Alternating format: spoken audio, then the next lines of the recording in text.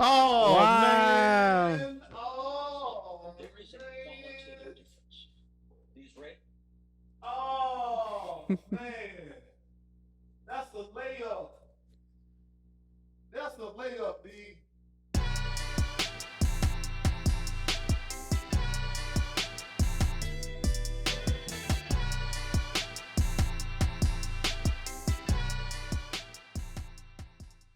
But we're joined now by Senator Ted Cruz of Texas, who's also the author of the new book. It's called Unwoke: How to Defeat Cultural Marxism in America. You can see it up on your screen right now. Senator Cruz, thank you so much for joining us here in Counterpoints. It's great to be with you. Thank you for having me. All right, so I want to start with a question that you've probably heard from critics. You were on Bill Maher recently on the left over the course of the last couple of months. The book is called Unwoke, again, as we just mentioned.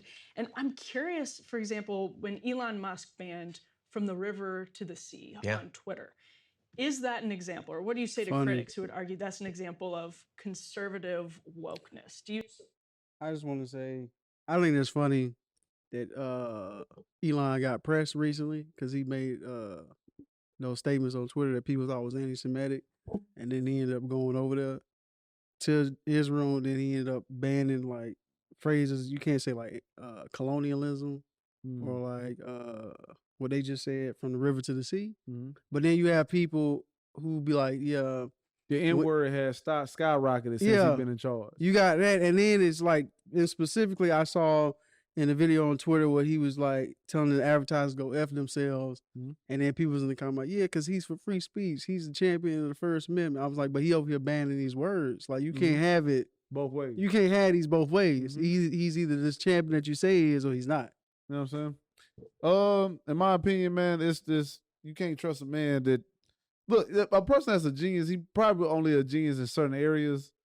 It's like, what's the quote? It's about being well-rounded. Jack of all trades. Jack of all trades. When you got a person that's only good at one thing, and that person does that thing so well that when he try to do something else, it looks bad. It actually is bad. Yeah. Like he's not skilled in that area of like Twitter or social media thing. Yeah. He didn't even want to buy it. He didn't want to buy it. He made a mistake. He tried to get out of it. Get out of it. Like, this ain't about. He overpaid for something, and then he has made it worse. And worse. So in my opinion, man, why we even listen to Elon Musk anyway if he ain't got nothing to do with electrical vehicles or going to space? And even that, I personally am skeptical. Listen, man, y'all do what y'all grow. And before we get back into it, I don't like how the mainstream media has just hijacked the word woke and just like gotten rid of like the context about it. You know what I'm saying? A word that started in the black community, which just means like basically stay vigilant, man. Like, when you out here, understand that you are black, basically. Understand that you are black and people going to view you as black, not as human, and that some people is not going to like that. And because of that, they may try to hurt, harm, or do something bad to you. I don't like what politicians have done to it. I don't even like what the black community has now turned it into. It's to be aware of your surroundings and where you at to be safe. Was it us? Because I know after Childish Gambino dropped the song, then it became like galvanized around that. Yeah, around that. But before, we always used it. Yeah, and it wasn't that. You know what I'm saying? When you now leave it's stuff, that. I was like, yeah, now it's that. Yeah. It's like when I say, hey, man, stay woke out there, man. Yeah. And basically what I'm saying, hey, man, make sure you pay attention to what your Keep surroundings. your head on bro. the swivel. Make sure you understand that you a black man with dreads when you out there, and people going to view you different than I view you. And it's so weird that is become so far removed from the original context that like people writing anti like versions of these books against this word, which means something they should be doing anyway. That's cool, you should be woke. Yeah, there's plenty of words that we got, man. We can change it. We'll change it. And there's you got people like Ryan Chapman who be making videos about wokeness and its origins, and they do the same thing where they created this cultural Marxism, this new form of Marxism apparently, even though Marxism is an economic and a political system, and they got that has everything to do with their constituents, bro. If you don't know no better, you're gonna believe whatever the guy, whoever's standing on the rock, standing on the tallest rock, that's who you're gonna listen to. sheep. Just going out of their way to use buzzwords to get people galvanized, even though this is all, I'm not going to say made up. Y'all are fools. That's basically what we're saying. Let's get back. Y'all don't do enough research to understand what these people are talking about because you take them for their word. They do their research. They'll tell you they do their research. And they'll send I don't care what you tell me. They'll send you to that one article that agree with them. There's no reason why y'all continuously vote for Ted Cruz. No reason. He left y'all literally in the cold. He literally gave y'all the cold shoulder. Wow. Like literally. You know what I'm saying? Support banning that from Twitter? Look, I don't support banning really anything. I believe in free speech, and I think that there's a real difference. It's one of the things I talk about in the book between the left and the right. The approach of the radical left, the approach of the cultural Marxists, is to use power and force and coercion to silence voices they disagree with. And by and large, conservatives, we're not looking to silence the left. I don't want to see Bernie Sanders or AOC silenced. Frankly, I want to have people hear what they say more because it's so idiotic.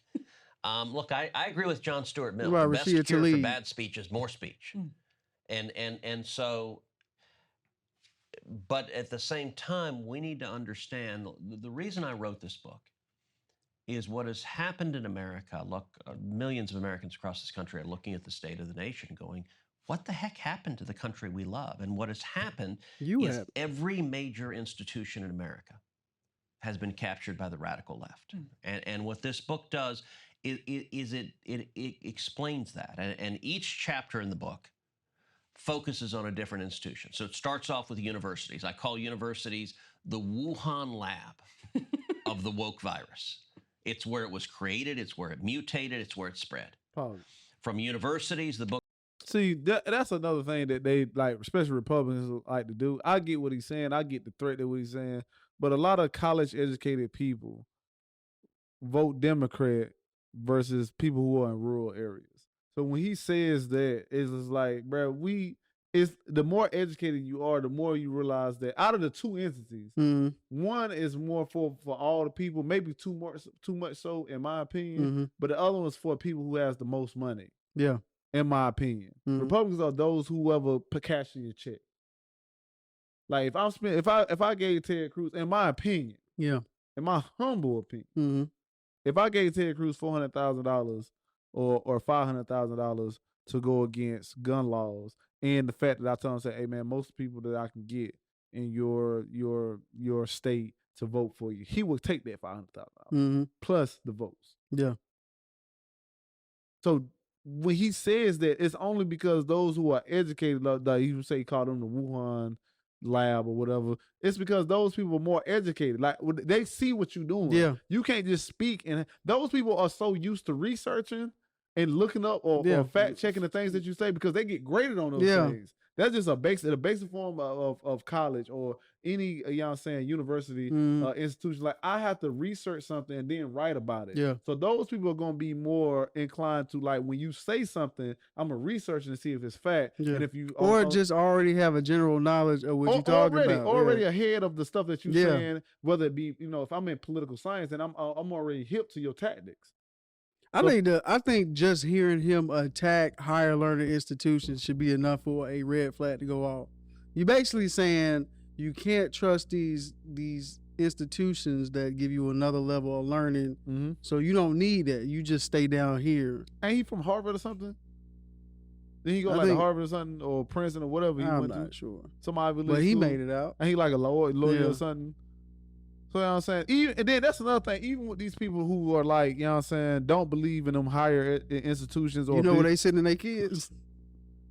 To them higher learning education centers. Come on, man. And even so, like, man, I don't believe lawyers. I don't believe politicians. They all lie. I don't believe the rich corporations. They all lie for themselves. When you look at these people and what money they get from these people, these lobbyists or other people, I don't understand how that's what I'm saying. Like when the rural areas talk, and most of y'all ain't got it. You know what I'm saying? Just being honest. Y'all not gonna research this stuff. So when you say I don't trust these entities, whether it be politicians, lawyers, or like, you know what I'm saying, people who are rich in these corporations, these are the people that embody these areas. Yeah. And then you are voting and agreeing with them. Your idols. These are the people you propping up. These are the people you propping up Yeah. for and these people show you the reason why you shouldn't trust them, and you still say, I'm gonna vote for this person. Humans are ridiculous. The book goes to K through 12 education, then to journalism, then to government, then to big business, then to big tech, then to entertainment, Hollywood, TV, movies, music, sports, then to science. And the last chapter in the book focuses on China, and I describe China as a central nexus that is intertwined with all of them. And what the book does is really two things. Number one, it explains how and why these major institutions in America got captured by the radical left, but then even more importantly, it lays out a positive, proactive battle plan for how we take these institutions back. Because I think if we don't take the institutions back, we're going to lose our country. The taking of these institutions back, though, sometimes seems to people like reverse cancel culture. Like my former colleague Glenn Greenwald has been has become this kind of big supporter of the rights, free speech kind of advocacy over the last several years, and I'm sure you've seen him recently. Yeah. He's been extremely disappointed with the way that the right has responded to the Israel-Palestine catastrophe. Like he wrote, for instance, conservatives pushing this safety rhetoric, which isn't due to violence but words, should either apologize to the minority groups they mocked all these years or realize they're suddenly endorsing such flamboyant victim narratives because a group they like is claiming it. So why hasn't there been more? I like my boy. That was a bar. At that moment, Ted probably would have said, well, we can cut this short a little bit. He probably looked over somebody. Like, I don't know what my man about to do, but it sounds like my boy about to go in. Yeah. This ain't what we agreed about. Y'all can go ahead and warm up the car. It was that moment, bro. He should have known, bro. My boy's about to be on some bull, bro. So, it's about for free speech in the last 6 weeks. So look, I think free speech is the right approach, and I support free speech for everyone. I support it for radicals. I support it for leftists who hate me. I support free speech for Hamas. Now, I also support killing the terrorists, so they can have free speech while they're in the grave. You gotta throw that in. But if you engage in acts of terrorism, I emphatically support Israel's right to defend itself and its stated objective if they're going to eliminate Hamas. But when it comes to the U.S., actually what's happening in universities in particular is a powerful illustration of what I explain in this book. It is cultural Marxism. And you know, I've had lots of conversations in the last 2 months, actually, with just several weeks ago, I was talking with a very successful Silicon Valley entrepreneur who's a man of the left. He's been a Democrat his whole life. And he was expressing complete bewilderment. Where is all of this vicious anti-Semitism on the left coming from? Whether it's in the squad in Congress, or whether it's on college campuses. And I explained, I said, look, tired of these random if you look at people and the book on woke explains this. Marxist, it started out with Karl Marx writing the Communist Manifesto, and he had a worldview that the world is in constant conflict. We got to do a constant conflict between oppressors and victims. And Marx viewed things in a socioeconomic lens. And so the oppressors for Marx were the owners of capital. And the victims were the proletariat, the working men and women. And the solution that Marx advocated for was the violent revolution of the proletariat, of the victims, to overthrow the oppressors and use government to forcibly redistribute the wealth. Now, what I describe in the book is how Marxists starting in the 1960s began infiltrating the universities. Yeah, you got to do a video on that. See, we could have, you. I got one written. Oh, okay, we're gonna get one. We write that this month. This month we putting that out. We putting that one out because we working on that. That's not how that went down. This is a wild boy. Ted Cruz. And becoming tenured professors, becoming administrators, and from there, we saw Marxism begin to mutate. It started off just plain vanilla Marxist. Then it mutated on other axes. So you had, for example, the same frame of oppressor-victim, but they shifted it to race. And that's where critical race theory came from. Same idea, constant battle, but based on races. They shifted it to gender and sexual orientation and gender identity. That's where things like queer theory came from. And what I explained to this fellow I was talking to is I said, look, what is happening is very simple. For the radical left, they have coded Jews as oppressors. And they have coded Palestinians. Yeah, go ahead and stop that. Go ahead and stop that right there. I'm going to tell you, my boy, it wasn't them that coded. I don't go ahead and tell you that right now. Bro. And we not saying Jews, my boy. That's not something. That's somebody on your team that say stuff like that, like Marjorie Taylor Greene. That's somebody that say stuff like that. Say stuff in relation when you talk about Jewish space lasers and stuff like that. But when we talk about that stuff, we talk about Israel and what Israel done to the Palestinians, and that's it. When you talk about Jews as a whole, no. Other Jewish people that's like diverting it to Israel. And again, we're not left or right. Yeah. So when I hear like the left say something about, they're talking about specifically the Israels. Yeah. Doing so, and I hear right wing people talk about what Israel been doing to Palestinians for years. Yeah.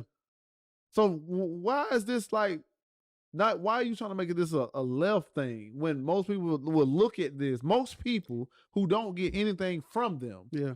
If I'm not getting anything from them, then I'm probably looking at this objectively. You know who have historically persecuted Jewish people? It is people who have, you can say, historically leaned right. Even now you have a large faction in right wing where people identify with Nazism and nationalism and condemning who was the KKK most likely to lean towards, left or right? Right. What about like the Proud Boys? Right. What about like the 1%ers? Right. And all those people. What about like anybody that do Nazis? Right. Nazis of the they not with the radical left. Yeah, I can tell you that. They see Jewish people and black people kind of the same. From my understanding. Yeah. And we done seen these people. We done watched documentaries on these people. They was like, bro, we don't mess with them Jews. I seen a dude throw like who was like, I don't even know what it mean, like plastic bags with like some type of scripture in the plastic bag with rice in it and throwing it on Jewish people's lawns. And he was clear. He told us, I'm with the right. So it's like, bro, what are you talking about, bro? When you say that the left is like this, they what are you have talking about? Coded Jewish as something bad. Marjorie Taylor Greene said something about Jewish space lasers. Have coded Palestinians as victims. And therefore, for cultural Marxists, they support the violent revolution of the so-called victims against the so-called oppressors. It is part of what's been indoctrinated. And you look at universities, at these leftists who are radically protesting in support of terrorists who are committing atrocities that are unspeakable. That is a manifestation of the sickness that has taken over our institutions. I have yet to see a Hamas protest like what they're like. We agree with Hamas. Yeah, and it might be out there. I have not seen it. I think what he just did is interesting because, like I said, I've always had a problem with them creating these combinations that could create trigger words like multiple Marxism and then tying it to wokeness. And then the way he just described, now I'm seeing what the way they're connecting it is he's like, because the idea of Marxism is there's a difference in classes. You got the bourgeoisie, you got the proletariat being everyday workers, bourgeoisie being people at the top. Mm-hmm. And the way he put it in the beginning was that... Can I ask you, I want to cut you off, but what do you think he falls at? Oh, he's definitely bourgeoisie. Okay, go ahead, brother. My bad. Because it's in his best interest to protect that bourgeoisie class. Go ahead, brother. But it's interesting to hear him talk about how it's cultural Marxism because of how basically the oppressed people want to rise against what the oppressor. Mm-hmm. And he's speaking as if that's bad, as if like a large part of right wing isn't fighting the power. Mm-hmm. In of itself. Is he speaking like that, or he leaving it out? Or he's talking about the small group of people on the left. If he's attacking the left, I understand why he wouldn't bring up the right at all. Yeah. But I understand what you mean. Like he's speaking as if he's almost like making it he's so heavy on the left as if he don't know what the extreme part of his party is. Oh, like, he know. Like you speaking on the extreme left as if the right doesn't have an extreme area neither. Yeah. It's like, just perfectly reasonable people. And it makes sense. You would get further if you attack both sides. If you just say it on both extremes, you'll get more people to agree that the left is extreme if you say that there's parts of the right that is extreme, like the left that we. You look more reasonable. You look more reasonable. Yeah. What was that? But yeah, it's good because it's interesting that we know he's part of bourgeoisie. He knows that in his worldview, Marxism is the everyday workers going against the oppressors. That's not in his best instance, so he's using it to galvanize his base. He's using Marxism as a trigger word to signify that you guys going against us is actually what they want, and that's not good. So I finally understand that connection now that he gave that bullshit explanation. Yeah, he foul. Yeah. You training people to not rise against their oppression. Meanwhile, the people who claim that they are for freedom fighters aren't going against their oppressor. Because they being trained and they don't even know it. We got to move. We got to move. We got to get this money and move. Do you distinguish between opposition to Zionism and anti-Semitism, or do you believe that those are the same thing? I think anti-Zionism is anti-Semitism. What do you say to so many different Jewish groups who say that they are anti-Zionist? So the ones that are radical leftist organizations that look, they are not. They're Jewish people. 50 some odd Muslim nations on the face of the planet. There's one Jewish nation, the State of Israel. The modern State of Israel was formed coming out of World War II, coming out of the wake of the Holocaust. And it was formed on the premise that never again means never again, that we would not allow 6 million Jews to be exterminated by genocidal racist maniacs. So what happened when y'all massacred the Palestinians for that land? When Israel massacred those Palestinians for the land?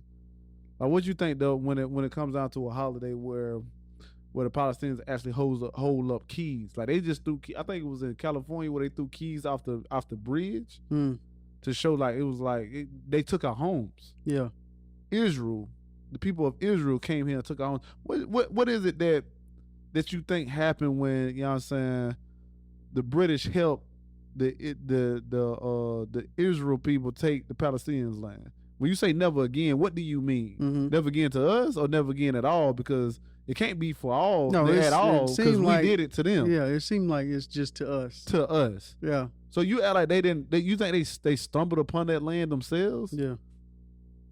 The land was already occupied, just like the Indian area was already occupying this land. Yeah, Native American.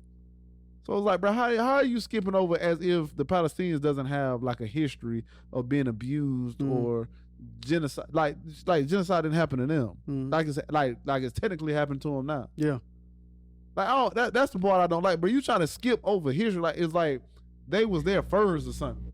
And because that's the biggest part. I remember looking more into it, and there was discussions of them not even going to Palestine. It was like we can have we can propose to have a state in Uganda. Like they were, searching for different places to live. So they could have not gone there. That was an option, even though Uganda was probably would have had an issue there too because there's people staying there too. But there could have been a different place to go, and they just chose Israel, because Jerusalem or whatever. Yeah, I mean, Bible. So it was optional. You know what I'm saying? And it's like, well, I was trying to make it seem like they was the ones. Yeah, it's like they just was walking through and they was like, get them. Yeah, it's like, nah. Oh, nobody's here. No, we here. Yeah, we were over here, man. So yeah, I don't. He's tripping.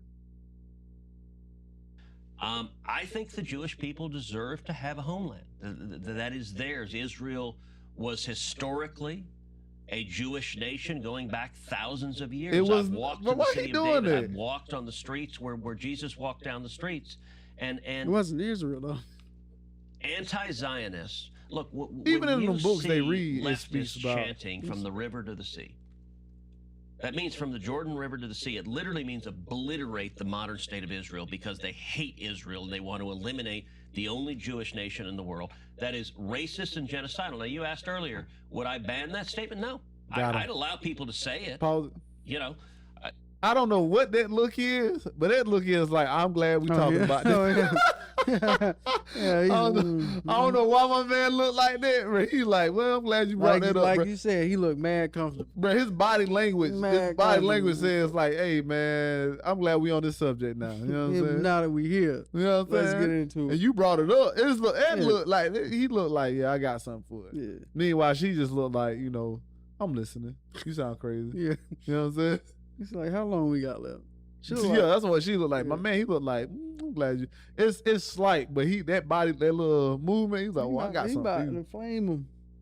Members of the squad have tweeted out from the river to the sea, but the answer, I'd allow him to say it, but I wouldn't sit there quietly. I'd point out that you are calling for, once again, the extermination of millions of Jews. As I'm sure you know, though, in Likud's platform, it says, you know, from the river to the sea, there will only be Israeli sovereignty.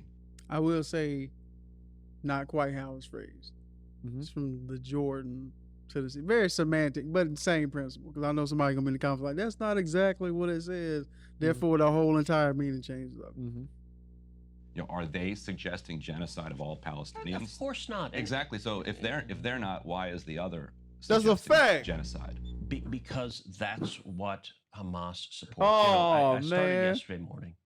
But that's just restating. But hold on. Let me say, yesterday morning, I started the day. So is he said that's what Hamas want, but is that what the Palestinians want? So when the Palestinians said, are they agreeing with Hamas? When the squad say it, are you saying they agreeing with Hamas? Like, what are you saying? Because it seemed like it was a saying right around the time before Hamas was together. Yeah. Right? And if the Jewish people say it, if you saying that when the Palestinians or Hamas say it, it means that we are eliminating them. What does it mean when Israel say it? Why is it just this when it's Palestinians saying and not this when Israel saying? Yeah, so even though Israel has been demonstrating that they are actually about that action. They have demonstrated in the highest regard that they are saying for decades. So I don't understand like why we just acting like by watching a 46-minute video of the actual atrocities that Hamas committed. There you go. And about 50 somber tone. As you guys know, I do a podcast every week. It's called Verdict with Ted Cruz. I do it Monday, Wednesday, and Friday. Today's podcast is all about that video. Because yesterday morning, and right about this time, I sat in a room and I watched 137 people be murdered. And most of the footage was taken from body cams or cell phones that the Hamas terrorists were carrying. And they were gleefully murdering civilians. They were murdering women. They were murdering children. And look, Hamas, I got to say the most disconcerting Answer the thing, question. I turned 53 in December. This man going all the way around the world. He got him. He trying to land. He's trying to find a place to land. It's foggy down there. I don't know what the lights. He's trying to find a place to land. So it's foggy down there, bro. Airheads. Airheads of many colors. We come together. You know the one thing about the left, man, they don't never pray like we the pray. Radical left. They don't pray like we pray. He sound like, boy, he this close to be Herschel Walker, boy. In 53 years of life on this planet, I've never had a day where I watched 137 people be murdered. That's what I did yesterday. And when you watch people, stop that one more time, and then I'm gonna let them talk. You 50 years old. You never seen that? You have never seen that? Like, are you talking about that specific number, or are you just talking about that amount of people? Because you should have watched 9/11. I think he's talking about all at once. So how many people died at 9/11? I don't like think 3,000. 3,000 people? Yeah, 3,000 people died at 9/11, bro. That's wild. For real.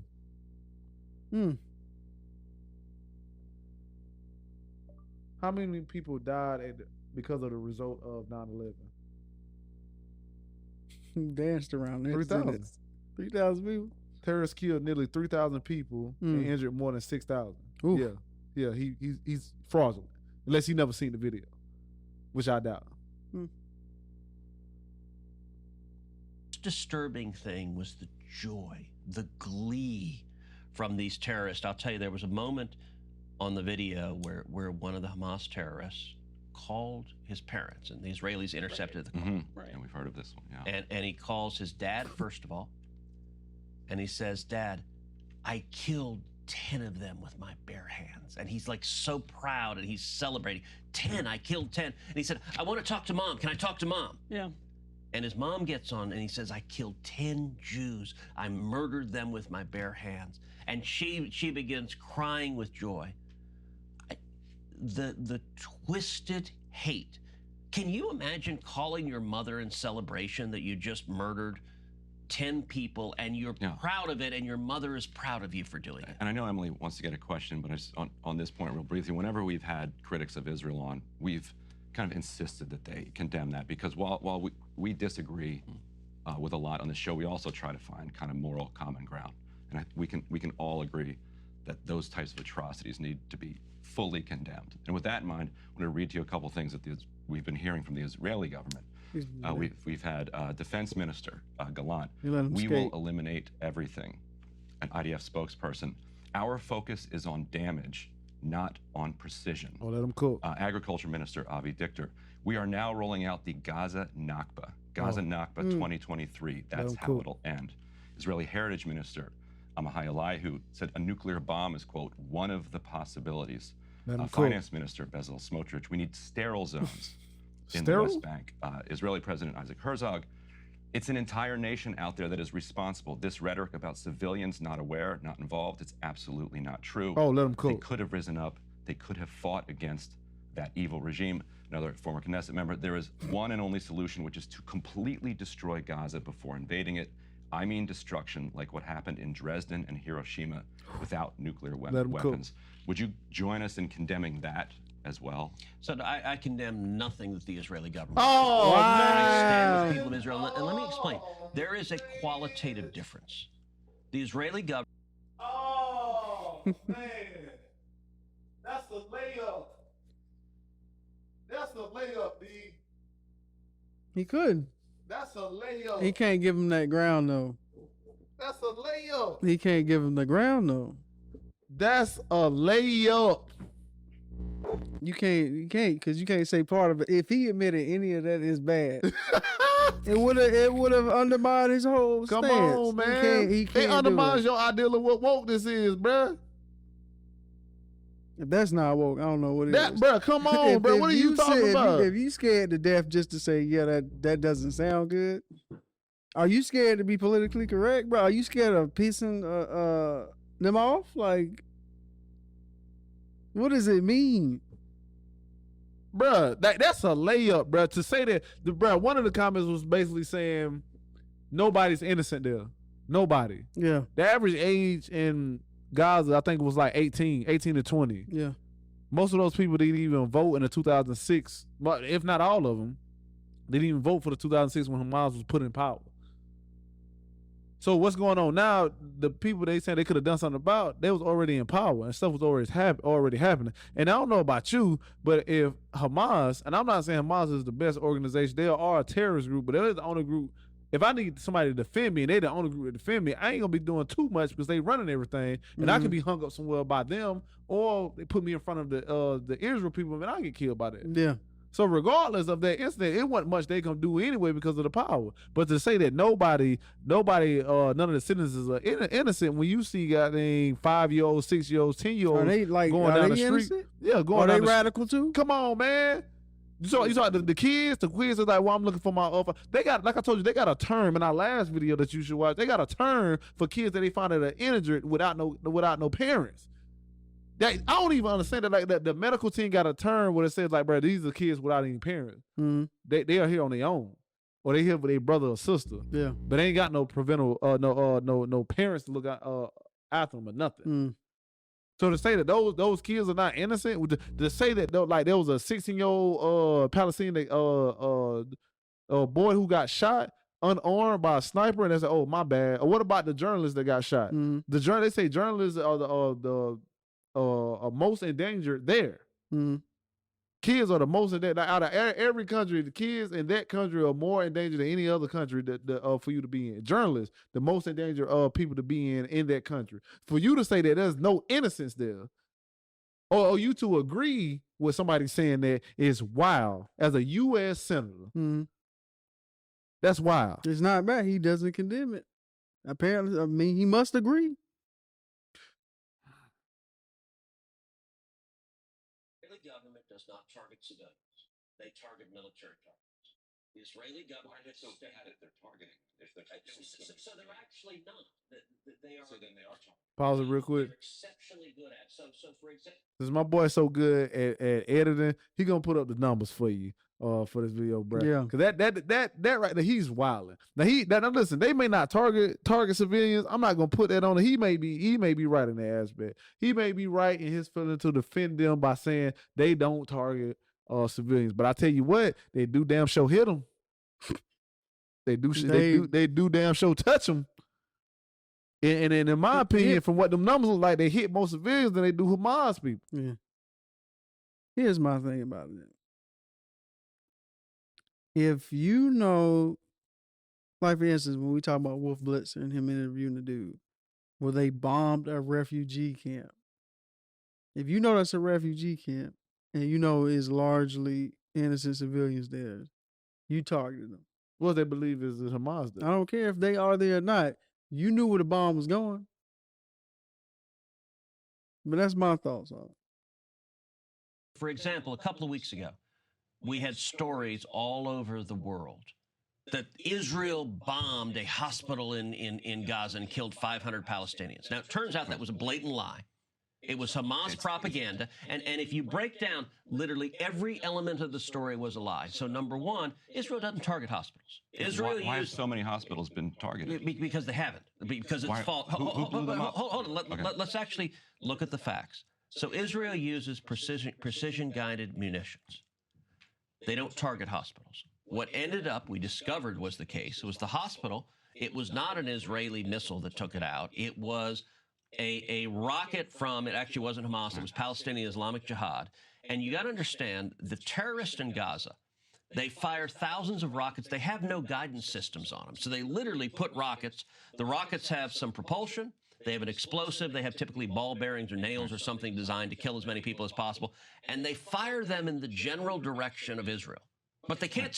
So this is my thing. You can't have people out here saying that if Israel does a ceasefire, they'd be wiped out tomorrow. But then you also have people like him who are like saying their equipment is so incompetent it can't even hit the right targets. You can't make these people an existential threat and then also make them seem like they're incompetent. This is the people that y'all vote, man. This is the people y'all vote at. Mr. I read Dr. Seuss on the Senate floor here. If you don't know what I'm talking about, go look that up. Go look up Ted Cruz. But they can't steer them. Once they fire them, and about 20% of Dr. them Seuss end up hitting Gaza. So it's the terrorists that are actually bombing Gaza. So it was a terrorist missile that hit, but number one, it wasn't from Israel. Number two, it didn't hit the hospital, it hit the parking lot. Number three, 500 people were not killed. All of that was a lie, and yet what happened, and I talk about this in the book.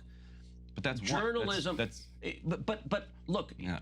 So I can tell you there is no military on the face of the planet, including the U.S. military, that goes to the lengths that the Israeli military does to avoid civilian casualties. So I'll give you. But the IDF said our focus is on damage, not on precision. Yes, we damage keep to hearing Hamas, damage to Hamas, to terrorists. I didn't see that. I didn't see that in that tweet. I mean, I didn't see that in that comment. Nope.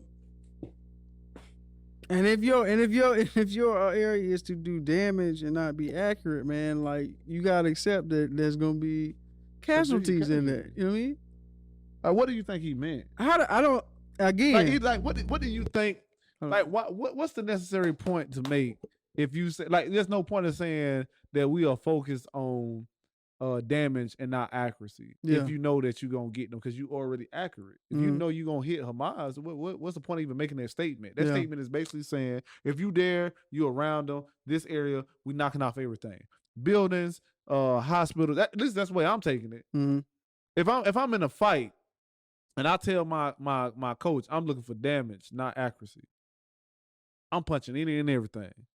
Whether he's blocking or not blocking, I'm hitting kidneys, I'm hitting elbows, I'm hitting head, I'm hitting the back of his head, anything. That's what that means. In my opinion, I'm hitting anything and everything as long as I can create damage. That's what my purpose is, not accuracy.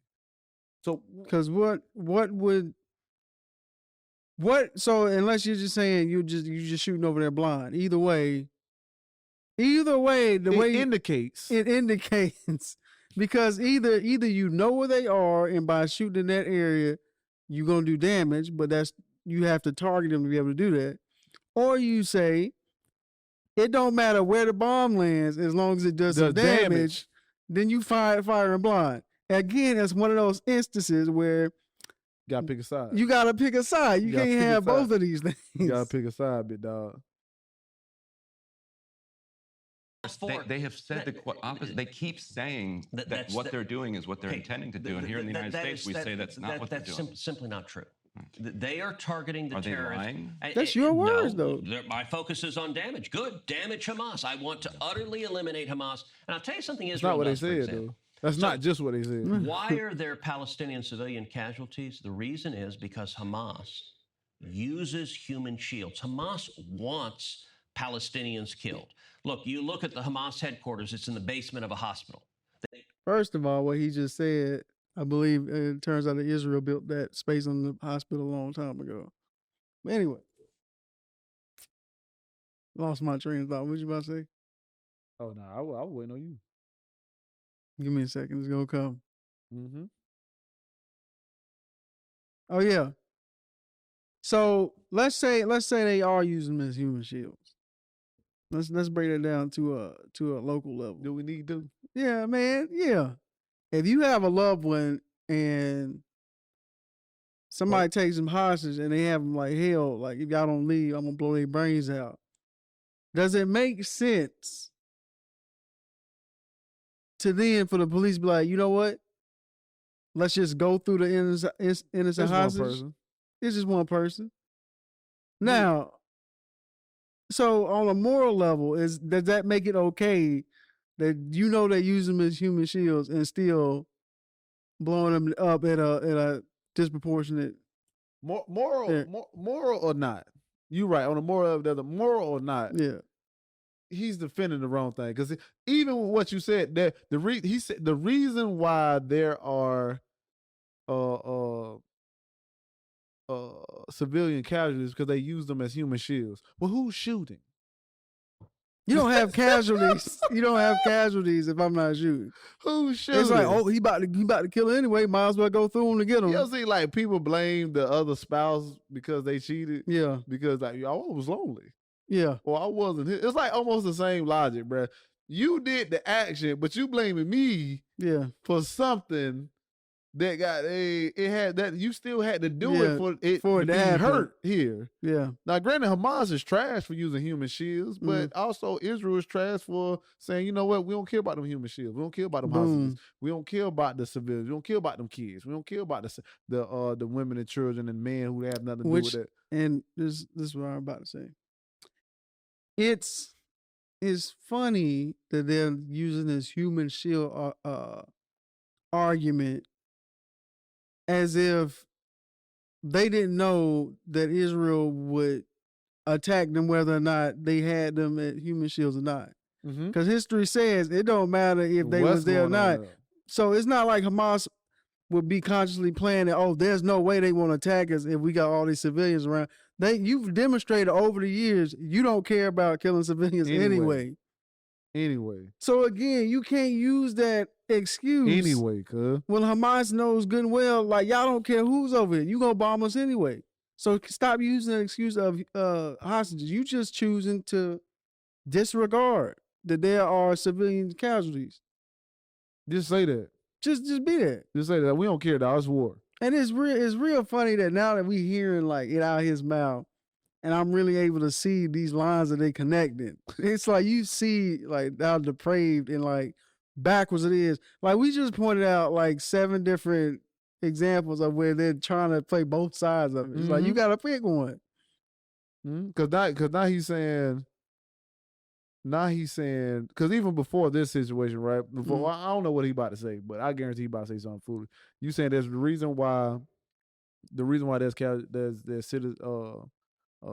casualties is because Hamas is using them as human shields, but you just defended them saying that the damage and accuracy part. You saying, well, they only talking about Hamas. Well, evidence shows by what you're saying, by what you're alluding to, is because the citizens are getting killed because Hamas is holding them hostage or using them as human shields. Where that takes away from accuracy and gives more weight to what he's saying by where we only care about damage. Yeah. So, like, what side are you on? Yeah. Are you saying they so like you just talked about how well they are with hitting their target or defending them by saying, well, it's only Hamas. Yeah. But now you're saying, well, the only reason the citizens are dead or the people who ain't got nothing to do with it are dead is because they're using them as human shields. Well, that takes away from accuracy, my boy. Yeah. You're not good at it. Yeah. You're not good at it. Or, and you just doing damage. Doing damage. That's what you're doing. What you said you was going to do. They put it in the basement of a hospital. Why? But they didn't find it there. They put it there because they want Palestinian mothers, children killed. They put missiles in kindergartens. And the reason is, it's part of, on my podcast, I did an entire podcast that was entitled, CNN is Hamas's Air Force. So is MSNBC, so is ABC. And I went through about a dozen stories where the corporate media just repeated Hamas propaganda. And look, Hamas is not strong enough to defeat Israel, but they're counting on the useful idiots in the media. Well, he said it. Amplifying their messages. So I'll tell you something. So they're not an that existential threat. does. So, for example, if there's a building that they know they're Hamas terrorists in, they will drop initially what are called dud bombs. They'll drop a bomb on the top. They've done this in previous wars. That doesn't have an explosive, and the dud bomb will thud on the roof. And they do it to tell the civilians, get out. They also, by the way, they have every cell phone in Gaza, so they will text civilians, leave. By the way, when Palestinian civilians try to leave, Hamas keeps them there. They want Palestinian. My boy, what you saying? It's like you self-incriminating. Yeah, almost. What you saying, bro? They got everybody's phone number there. How is that? Because they got everybody. They got access to the internet. We'll cut your internet off. We'll cut your food off. Cut your gas off. We cut anything that you necessarily need for survival. That's assuming everybody got a phone. That's assuming that everybody got a phone. And then you telling me, well, we'll put a thud on top of their building and then tell them to leave. Oh, just like you told them they gave them 24 hours to leave, even though you was bumming both ends of the places they told to leave and to go to. You got too much control over this two-party state. So you telling me they got so you telling yourself about that, well, they got access to everybody's phone. Well, on top of that, do everybody got a phone? Do they know to get out? Or something just hit the top of the roof or something? I sent you a video. What does that mean to me? Bro, I sent you a video of like a group of like Palestinians chilling and that thud or whatever you talking about hit and then knocked the dude leg off. What good did that do? That man was chilling. Yeah. He was and from my understanding of, he was getting away from his home to go somewhere else to where refugees was, get away from everything else because they had to move. So that was in a safe spot, supposedly, because I don't know technically what it was. And he was sitting there chilling, got his leg knocked off. Yeah. Before it looked like a whole bunch of homeless people in camps and like sheets and shit. So it was like, bro, when you say these things, man, what are you talking about, bro? Just like make it sound like it's ending like it just thud. You know, the missile still going through the house. The dud going through the house. Hey, you ever seen them things blow up? Like blow up buildings? Like, you know what I'm saying? I go down that rabbit hole of like seeing what's going on in Gaza or what's going on in Israel, and I see like the horrors of it. Bro, when you look at the actual horrors of it, bro, you like, they wrong for this. When you hear screams up on the rubble and you know there's kids, or when you see like a brother and sister looking for their parents and they only bump into their brother and they so happy that at least their brother's alive, or you see people like a medical team working on children or something like that, then you understand like, oh, this is wrong. Or they're doing something that's not right. Or at the minimum, they're doing something that they're not verbally saying. Yeah. Now, if you verbally say we don't care about them kids, we don't care about that, we taking over. Then I ain't got no problem with you doing. You know what I'm saying? Other than the fact it was like, yeah, that look kind of crazy. We should stop sending you billions of dollars every year to do something to do this. But for you get somebody that's defending it and sound as stupid as he do, it sounds ridiculous. This is enlightening. A thug. Palestinians to die because it is useful for propaganda. There's no military. By the way, the U.S. military, when we're attacking our enemies, we don't drop dud bombs telling people to evacuate. Well, it's only the IDF that does that. And so on that note, because we have to wrap, hot conflict now in the Middle East again. Is it time to endorse Donald Trump, negotiator of the Abraham Accords? Look, I will say, President Trump, we had peace in the Middle East, and Joe Biden inherited peace and prosperity. And he utterly screwed it up. We went from peace and prosperity. We now have 2 wars. We have the biggest war in Europe since World War II. We have the worst war in the Middle East in over 50 years. And it's because having a weak and... Wasn't it Donald Trump that ended our agreement with Iran and put us on bad terms with them? That's what I'm saying, bro. And you won't know that if you listen to this clown. Peace in the Middle East. Hold up, bro. Let me ask you something, bro. When did the... When did the war in Ukraine start? I don't know. 2019, right? It might have been. When did the war in Ukraine start? Or 20. 2024.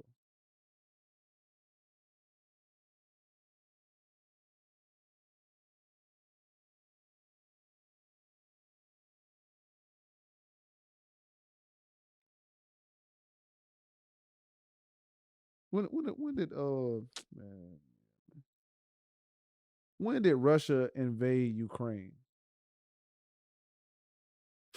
2022. Yeah,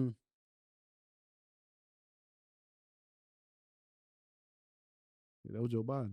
Joe Biden, though. I thought That's not the Middle East, though. No, I was just saying, because he said he inherited a war and peace and prosperity. I was about to say, what about, you know what I'm saying, Ukraine? A weak and ineffective commander-in-chief is a train wreck. It doesn't work. And so, listen, we're wrapping up, but I do want to encourage your viewers. The book is designed to, number one, it's interesting and fun. It's filled with stories. It's not some abstract academic work. It's an interesting read. I want to encourage folks right now today, pull out your phone, go online, go to Amazon, go to Barnes & Noble, to go to Books A Million, buy the book. And I'll say this, look, Christmas time is coming. So I'm going to encourage you, buy more than one. And in particular, it makes a great Christmas present. Buy one for Ryan. That's right. Yeah, look. I mean, literally, buy one Ryan should have for your been real, mom, man. buy one for your best friend, buy one for your crazy left-wing neighbor. Cultural Marxism will triumph if we don't. That's exactly right. And don't let Ryan win. And let me give you one more example, which is buy one for your kids or your grandkids, because they need to understand the poison I guess he done with the topic. that they're being indoctrinated for. And I wrote this book. I wrote this book for the same reason I do the podcast, that we've got to engage in the battle of ideas. We've got to engage. All right, man. Yeah, we done with that. So let us know what you think about that, about Ted Cruz and his opinion on his book, basically. Because yeah, if you read it, let us know how it was. Yeah, man, because this is ridiculous, man. Buy our merch. You know what I'm saying?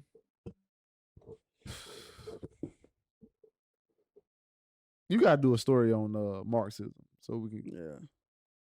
This has been a great time to promote that video for Marxism. This was enlightening. This was actually enlightening for me. Helped me connect a lot of dots of not I guess what people that believe this, like why they believe it, but also that gives you an insight, more insight into like the strategies that they use to like not pick a side, even though like you can't have like both of these arguments be true. Yeah. Basically, it's very interesting. Now that I'm seeing how twisted it is, like that's a gift, because you got to know how to weave that to like create those. And really, bro, if I'm interviewing, I make them stick to the top. It doesn't work.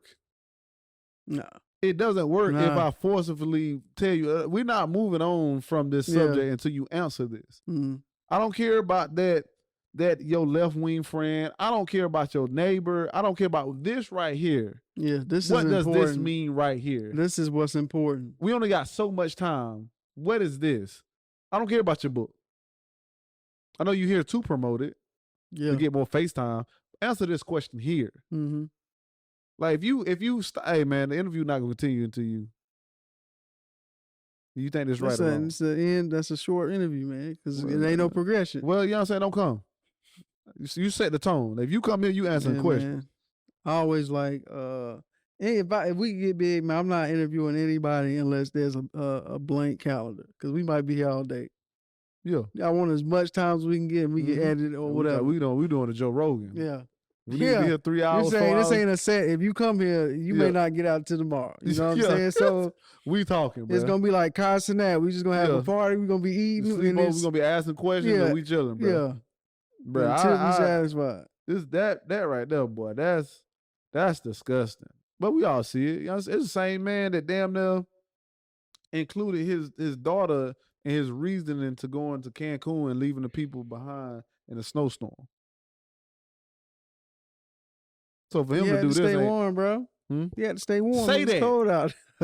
It was cold Say that. out there, man. You know the kids, they was complaining. I ain't want to hear it, so I took them. You know what I'm saying? Say that. I respect that. I'm like, yo, Ted Cruz, but he tough. He abandoned his state because he needed to stay warm. Because he the senator, man. You know he gotta stay sharp. He gotta stay sharp. He can't be freezing, walking around the house. Say that, and I'll rock with you on it. I defend your honesty, even though I may not agree with it morally, than the bullshit that you give to us on with stuff like this. That's when I look at the American people like, man, what are you voting for? Mm-hmm.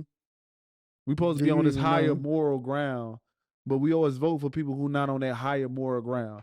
Even when you hear him speak, you can go back years of his comments and you can say, okay, well, you changed it here, you changed it here. Okay, well, you with this, but why are you with this? Oh, you have donors here. Okay, then that's cool. So, you said this, but you're not answering this. Why didn't you answer this? This seemed like a layup. Like even with this, bro, it's layups. There's layups here. This whole interview was layups. And you still missing a layup, bro. You can't make the team doing stuff like that. And here he is, a starter. And that's why the U.S. is losing on a global scale. Now that's funny. That whole scheme right there is funny. In my head, when you're not good enough to make the team, but you somehow a starter, and you wonder why we losing the Olympics. Come on, man. It's all there, man. I ain't got no more else for this man. Who voting Ted Cruz? Like, comment, and subscribe, man. Let us know if you voting Ted Cruz. Let us know why. If you voting Ted Cruz, man, put a thumbs up there, man. Put a thumbs up there, man. I'm TK, a.k.a. TK Soccer T. I'm Darius, a.k.a. Daristotle. And this is Mind the Gap.